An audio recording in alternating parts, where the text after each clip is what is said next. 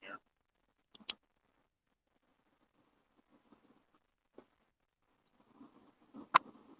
Hello, hello, hello. Come on in. So we can have another Carversation.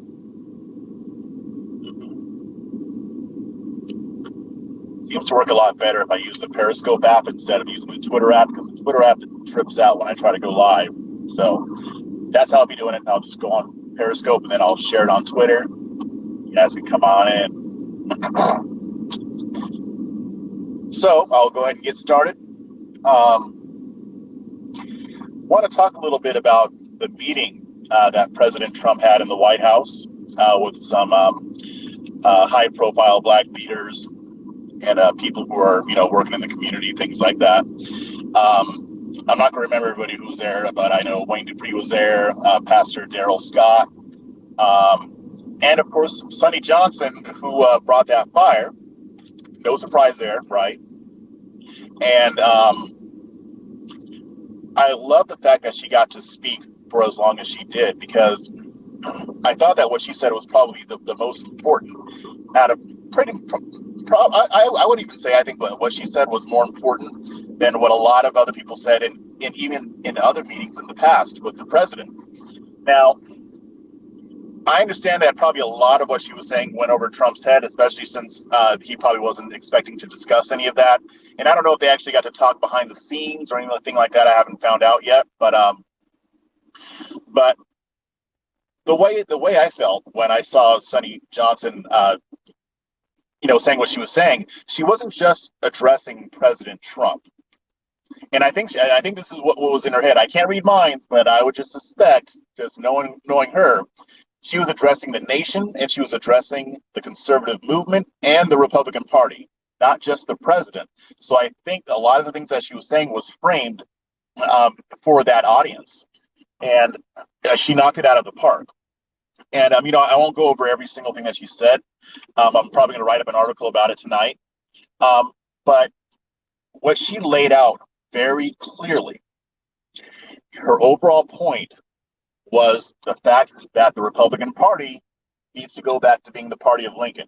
You hear me say this all the time. You hear Sonnie say it all the time. I mean, what she said in that room is exactly what she's been saying on her Saturday show for as long as I can remember. And it's true. There's only so much that the president can do when it comes to addressing the issues in the Black community. I know we like to pretend like the president has the ultimate authority, but that wasn't true under Obama. It wasn't true under Bush and every other president. And it's not true under Trump either. But the key is that a lot of the things that Trump can do at the federal level, it still has to trickle down to the state and local level. And at the local level, especially in Black cities, those are controlled by Democrats. And she talked about the opportunity zones. And the opportunity zones are a great idea, but it can't be as effective as it can be if it's Democrats who have to administer how those investments are made, because we know that they're not going to want the Black community to succeed without the help of the government. As in fact, they don't want the Black community to succeed at all. Now, I'm not good people on the Democratic side who actually want change. I don't think they have the right answers, but there are Democrats who are even willing to implement conservative solutions. So we just don't really hear about it because we're always so focused on the federal level. We're focused on Congress. We're focused on the president. So to me, this was even more of a rallying cry for people like you and I who want the GOP to stop ignoring minority communities. Right now, I mean, like I've said before, I think that there are elements in the GOP that just don't want minority voters in the party. If I were to ask the average rank and file Republican, if I were to go up to any Republican, white, Black, Hispanic, or otherwise, but especially white, because that's most of the party, if I were to go up to any of these people and say, hey, would you like to see more Black people join with the conservative movement? 99% of them are going to say yes. We would love to see that. As a matter of fact, that is the type of desire that the Black conservative establishment preys on, because they know that their audience would actually like to see more Black people. So they're basically there to fool them into thinking that they're actually bringing more Black people from the Democrats to the right, even though it's a lie. So people like Sonnie Johnson having that stage and that platform in that moment is incredibly important. I cannot overstate how important that was. That was on a national stage with the most powerful man in the world, and she addressed the nation, not just the president. So where does it go from here? I mean, because unless she's going to be able to do that every week, what else is going to happen? Well, it's up to people like you and I. We have to call on the GOP to do the right thing. We have to use our voices, and I don't care if you only have 2 followers or if you have 1 billion followers. It's up to us to add to the voices that are calling on the GOP to expand its base. Because we know if it doesn't, it's going to become obsolete. And that's why I always say, if the conservative movement and the Republican Party does not start reaching out to minority voters, the United States will become a socialist nation, and it will be easy because the Democrats will have no competition in those areas. People like to bring up Chicago, and you know how I feel about that. Chicago. Well, I was actually watching Amazing Lucas earlier today, and he had a little snippet of his video talking about, well, if you're going to bring up Chicago, if you want to be taken seriously, why not think of some solutions? Why not donate money to groups who are trying to better the community there? None of them will do that because none of them really care. They just use that as a talking point. Well, we need to go beyond that now. It's time to put the silly things away. Like all this thing with bringing up black on black crime just because you don't want people to pay attention to the state murdering a Black man. That's got to go. And I think it is. I think more and more conservatives every single day are starting to see that there has to be a change here. We've been doing this for 50, 60 years and it hasn't worked. That's because it was never meant to work. It actually is working just as planned. It's repelling Black people. So that is what I call the legacy of the Lily White movement. And that's why, and you've been seeing me tweet it, the spirit of the Lily White movement never died. It took on a different form. It's more hidden. And a lot of people who are carrying on its legacy probably don't even know that they're doing it, because they're being told, yes, this is what you need to say. These are the talking points that will help. These people don't know that there have been tons of people before them for decades that did the same thing and it didn't work. So more eyes need to be open. More people need to be exposed to people like Sonnie Johnson. And I think that helped a lot with her being able to speak with the president. But as you know, there are more of us out there. So like I said, the old ways have to go. The old ways are the inaccurate talking points that rely on false stereotypes, that cherry pick statistics that only tell one part of the story. That's the old busted joint. We need the new hotness. The people who are willing to rise up and tell the truth. We may not agree on every single thing. We may not agree on every little detail. But when it comes to the false talking points and the reliance on superficial conversations about the Black community, we need to be the ones to step up and say, no, let's get deeper on this. Let's actually talk about how to fix this. Let's get more nuanced. Instead of talking about Black people, let's start speaking with Black people. We need pundits who are willing to do that. We need representatives in the GOP who are willing to do that.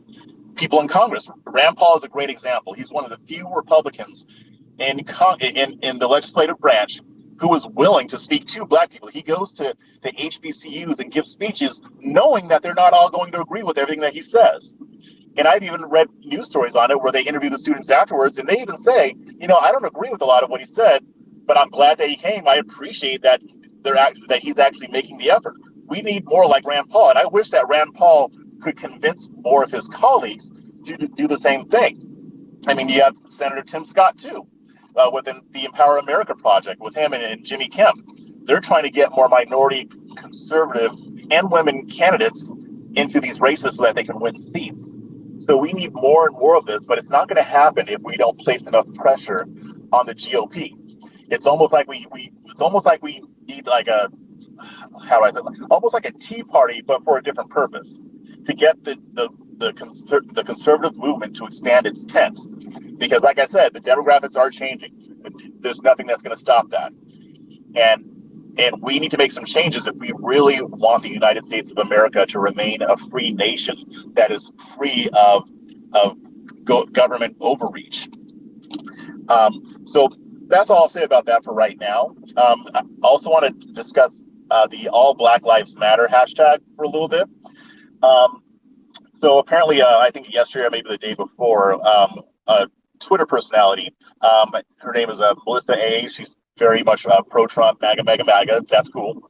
And she posted a tweet saying that basically that they are going to be starting a hashtag All Black Lives Matter movement. And the movement is designed to focus attention on all Black lives that are being lost, including those taken by the police, but also those taken by gang violence and other types of homicides in predominantly Black areas. Now, when she tweeted this, she also tweeted a statistic about the abortion rate in the Black community that was inaccurate. I corrected it on my Twitter. She said that 53% of Black children are being aborted. That's not true. The number's still too high. I mean, it was more like, if I remember correctly, it was like 34%. So basically, she was trying to make it sound like our population is decreasing. That's not true. I mean, we're actually projected over the next few decades to grow about, I think, 36%. But of course, the abortion issue isn't going to help that, right? So there is something that still needs to be done about that. The abortion rate in general for everybody is going down. So that's a positive sign. And I actually spoke with Representative Chip Roy about this last year at the March for Life. And he pointed out how the abortion rates are going down and that we're winning the battle when it comes to abortion. More and more people are choosing other options, whether it's birth control or just waiting to have kids. So that is a positive sign. I mean, the fewer abortions, whether you're pro-choice or pro-life, you should see the declining abortion rates as a positive sign. Now, I don't think that's the case with the pro-abortion crowd, but that's a whole other thing. Anyway, I got us off the topic there. All Black Lives Matter. Now, the hashtag itself, I don't really have a problem with it. I think I've even used it in the past when I first started writing for Liberty Nation, because I was pointing out how the media doesn't really care about the Black community or Black deaths unless they can use it to push a political agenda. So this movement ostensibly is designed to draw attention to that and to counter the leftist narrative. So here are my thoughts. And if you know me, you already know that I'm skeptical about this, right? I mean, because it just sounds like another way to push that talking point that Black people don't care about Black on Black homicide. It sounds like just another way to distract from when a Black man is unjustly killed by the police, or if he's a victim of a racially motivated murder, like we saw with Ahmaud Arbery, with all that new information coming out. So basically, it sounds like it just might be another iteration of that and another way to kind of galvanize people under that talking point, so that when a Black man is killed by the police, they can just respond with all Black Lives Matter to the Black Lives Matter group. And I mean, it's not that I don't have my issues with the national Black Lives Matter group. I have a lot of issues with them. I mean, it's not really even for Black people. It's been co-opted by white progressives, and they're there to push the alphabet agenda. So it has nothing to do with Black people or saving Black lives or holding police accountable or whatever, unless it involves just defunding the police, which is a whole other thing. But here's how I'm going to keep an open mind. You know, I'm skeptical, but I'm going to keep an open mind because it may not be what I'm thinking it is. Here's how I'm going to judge it. Here's what I would need to see in order for it to be something that I'm willing to co-sign before I'm able to praise it and to say positive things about it. I know that they're going to talk about all Black lives and homicide in Black communities, and I'm fine with that. If they are saying it in situations that don't involve a Black man being murdered by the police or murdered by somebody who had a racial motivation, if they're willing to talk about it outside of that, that's a positive sign. That's one positive sign. But that's not all. If they're willing to do more than just talk about it, that's also a positive sign. So not just saying all Black lives matter, it's all Black lives matter. And here are some groups that are working to save more Black lives in Black neighborhoods. If they're willing to showcase that, if they're willing to talk about solutions, all Black lives matter. And there's an issue with gang violence and Black on Black homicide in cities like Chicago. Here's what we think should be done about that. Here are some possible solutions. That's a positive sign. Another positive sign, number 3, it has to be all Black Lives Matter. And what are some of these groups and individuals that we can collaborate with to lower Black on Black homicide in these cities?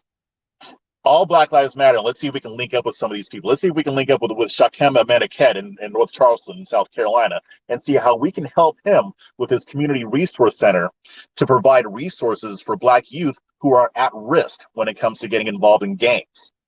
If I see things like that, it doesn't have to be exactly what I said, but if I see things like that, then I'm willing to co-sign that hashtag. I will use it day and night. I will write it up. I will talk to people from that group. If they're actually for solutions, that's great.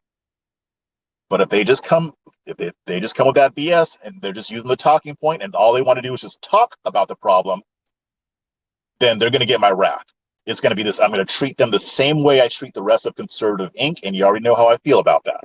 So those are some things to watch out for. If this thing even blows up, I know the Daily Wire published a piece on it.